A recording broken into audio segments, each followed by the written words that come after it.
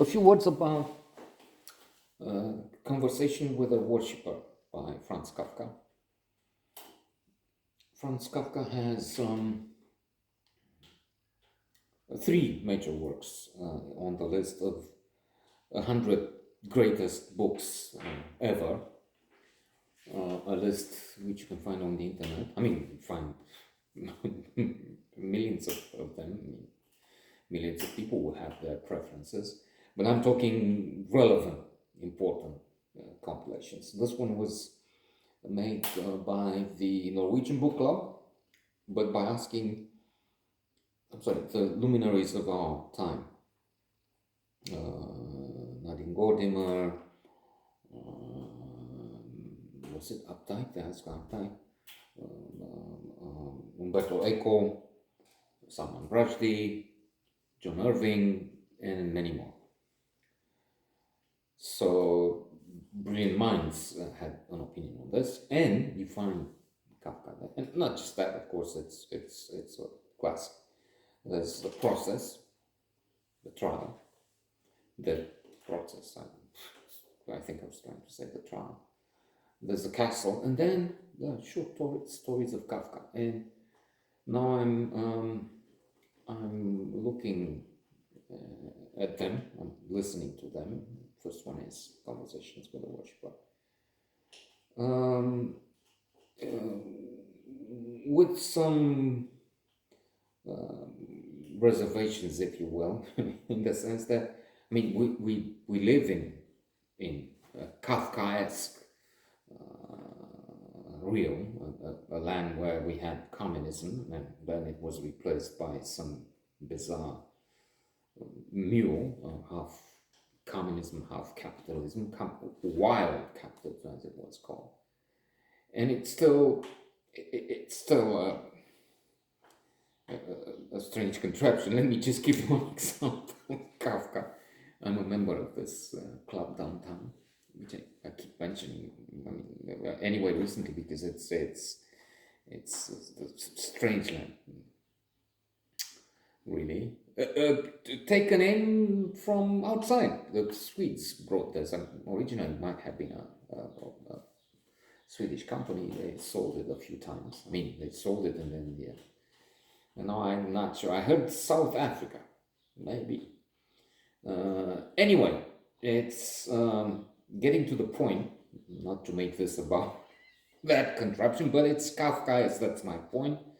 And reading Kafka reminds me of the fact that I'm living in a Kafka universe. It has been like that. Clearly, communism is, by definition, Kafka, and the absurdity there, and the bureaucracy and the papers and everything we find in the trial.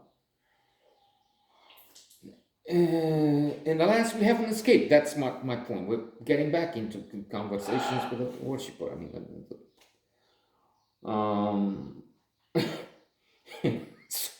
today, a couple of hours ago, I guess, maybe 3, doesn't it? I left and I told the reception, look, sometimes I'm not working. Again, I mean, it's been weeks. Before the pandemic, it was like that. And the outdoor jacuzzi is closed, has been closed from November, supposedly to cut, to make it cut the energy bill high, true.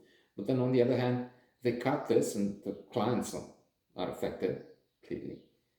And they just throw, I don't know, a truckload of soap every month because they have this broken soap dispenser in the shower. And it was like that again before the pandemic. So you can assume that for those years, they just threw it down the drain. Then again, they have lights at the pool.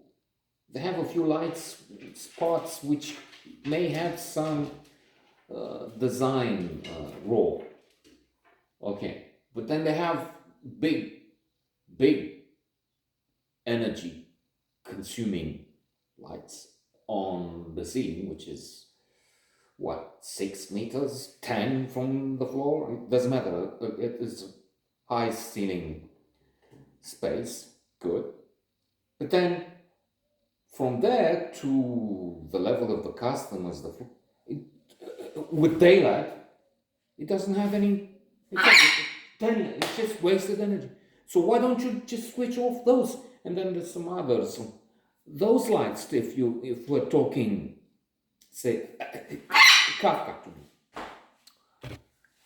And then to conclude, as I go out from the time spent today, much of it in the jacuzzi, because the saunas don't work. And I want the saunas, not the jacuzzi. I can do without the jacuzzi. I mean, in fact, on most days when I go, I don't go into it. I spend the time I have it. And she's telling me that the girl at the woman at the desk, the clients, some clients poured water on the hot one, on a dry one, and then there's some napkins they use on the wet one. So it's the clients, and I had that from management too. I mean, it's, oh my God, the outside jacuzzi, it's the Radisson. Radisson is also enters Kafka's world here. I mean, supposedly you have those ads on CNN, and wow, such a good stuff. Fuck no. How can they? I mean, nobody from there is walking into the spa to see, because the spa is used by their clients. So how can they tolerate this? Why don't they? Again, it's let's just finish. But it wasn't really, but it's Kafka and the way it translates in here, as I said, and the way foreign companies, investors, capitalists come in, instead of doing things the proper way, they just take the profit, take only that element from capitalism, and don't care about the rest. Clients? What? I don't care. Fuck the clients.